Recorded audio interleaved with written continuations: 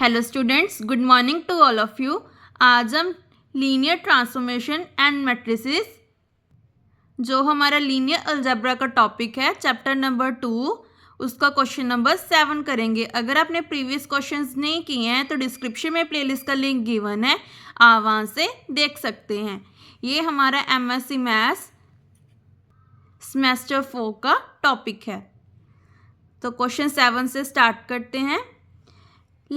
Find a linear transformation phi of phi from r square to r such that phi of 1, 0 is equal to 1, 1 and phi of 0, 1 is equal to -1, 2. Prove that phi maps square the vectors.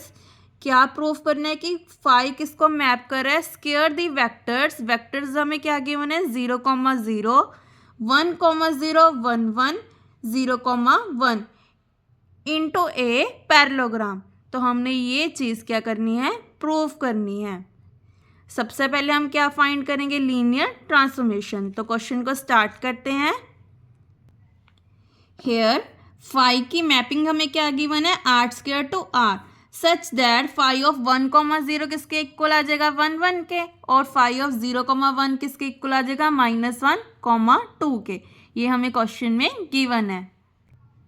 जो हमारे 1, 0 और 0, 1 थे उसको हमने late कर लिया v1, v2। ये दोनों हमारे क्या हैं? वेक्टर्स हैं, जो कहाँ से लेते हैं हम? आर स्क्वायर से। सो फाई ऑफ v1 कितना आ जाएगा हमारे पास? 1, 1। ये कैसे आया हमारे पास? जो हमने फर्स्ट स्टेप लिखा था, 1, 0 को हमने क्या ले लिया? v1। तो यहाँ पे बन गया फाई ऑफ v1 किसके इक्वल आ गया? 1, 1 के। ऐसे ही फाई ऑफ v2 किसके इक्वल आ गया? -1, 2 के। सबसे पहले क्या करते हैं? हमारे जो v1, v2 है उसका डिटर्मिनेंट करके देखा, तो डिटर्मिनेंट नॉट इक्वल टू 0 आ रहा है। कैसे करते हैं? 1 × 1 और -0, तो किसके इक्वल आ गया? 1 के। तो ये नॉट इक्वल टू 0, तो इसका मतलब ये क्या है? हमारे लीनियर ट्रांसफॉर्मेशन है। और ये बेसिस किसकी हैं? आर स्क्वायर की। लेट कर ले कि एक्स वाई किसको बिलोंग कर रहे हैं? हमारे आर स्क्वायर को। ये हमारे क्या है? आर्बिट्रेरी एलिमेंट्स हैं।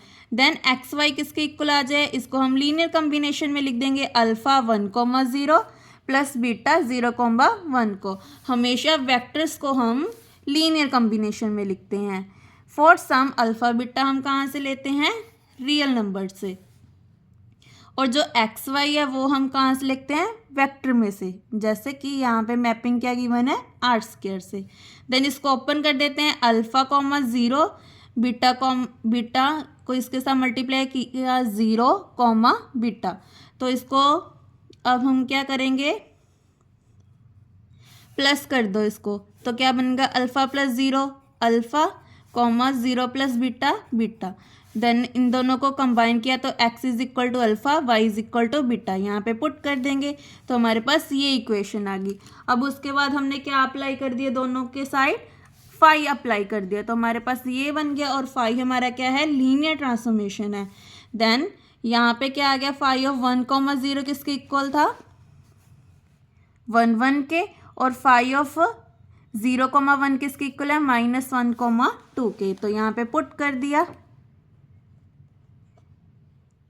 क्योंकि ये हमारे पास v1 कितना है? 1, 0 और ये क्या है? 0, 1। तो इसीलिए हमने यहाँ पे इनकी वैल्यूज पुट कर दी।